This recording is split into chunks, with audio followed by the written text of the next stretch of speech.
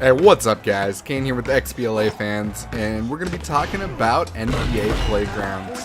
Now this is kind of a spiritual successor in a sense to NBA Jam. It's definitely closer to NBA Jam than say NBA Street. It's a 2-on-2 arcade basketball experience that is going to be releasing on May 9th on Xbox One for $19.99.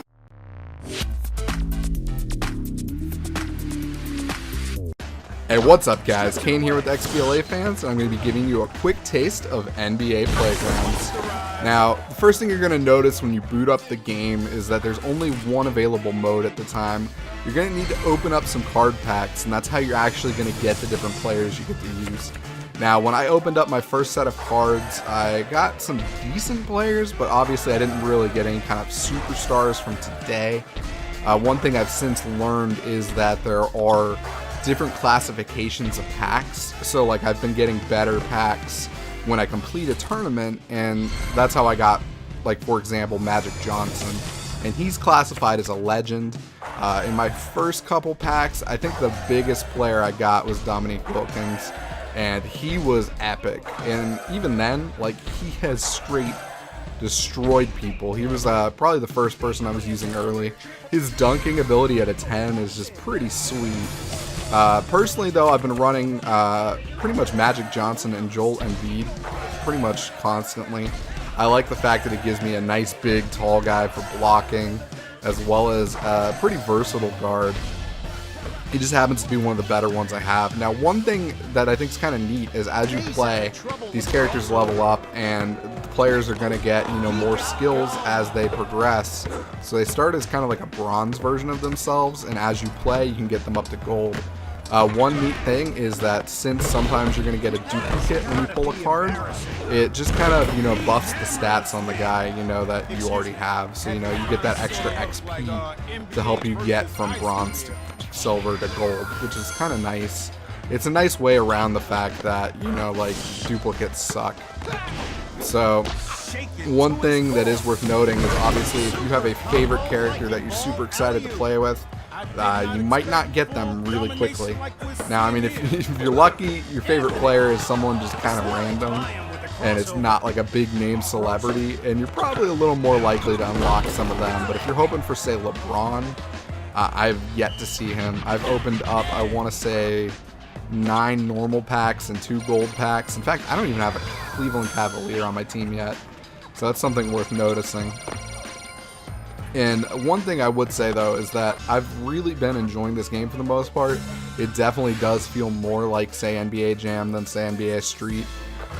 One thing though that I definitely want to make sure people are aware of is at the moment the online matchmaking is very limited. When you boot it up, you basically can just get a single match, you know, against another opponent.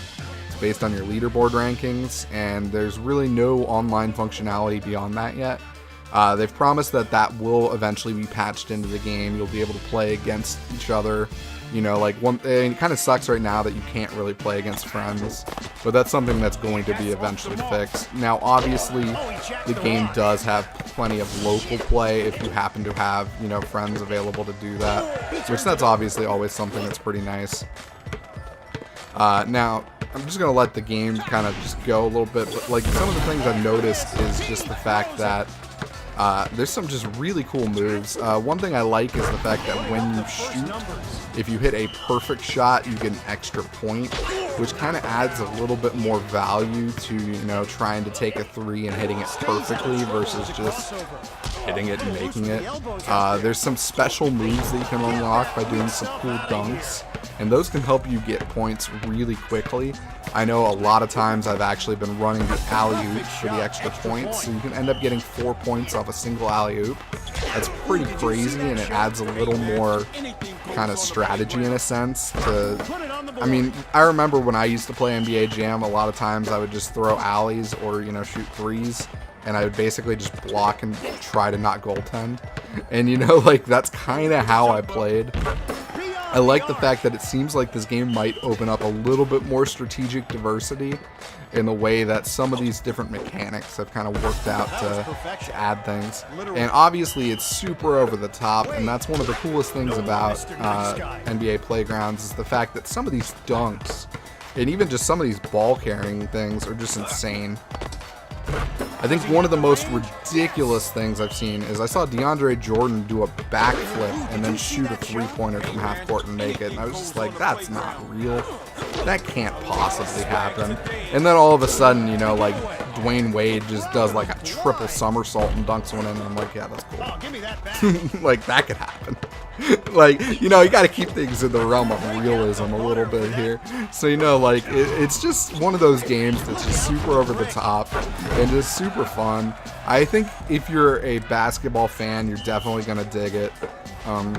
I mean, I would just say just to consider the fact that, you know, obviously the fact that the card collection is not pay to win, which is nice. There's no real way you have to pay to unlock these. They just, you know, gradually unlock as you play. But at the same time, it does kind of suck if you're really wanting to play as a specific player and you just can't unlock them yet for whatever reason.